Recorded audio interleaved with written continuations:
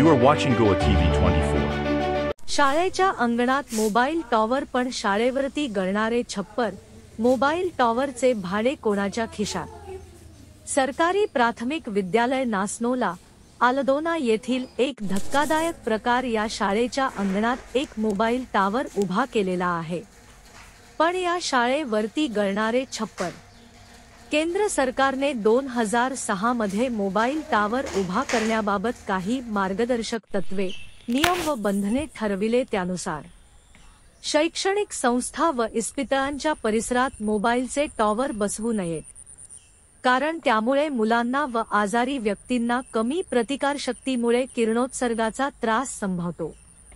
मग शाळेच्या अंगणात मोबाईल टॉवर उभा राहतो कसा?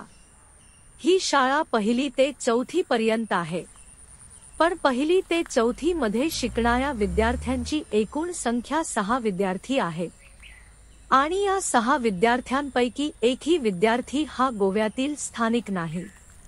सर्व मुले परप्रांतीय आहेत. विचार करा, या पाठीमागे षड्यंत्र काय?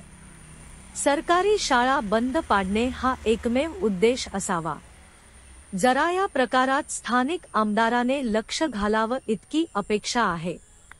पण आता 2 वर्ष होऊन गेली. कदाचित स्थानिक आमदारांना हा विषय माहिती नसावा, तर आमच्या माध्यमातून आम्ही हा त्यांना माहिती करून देत आहोत.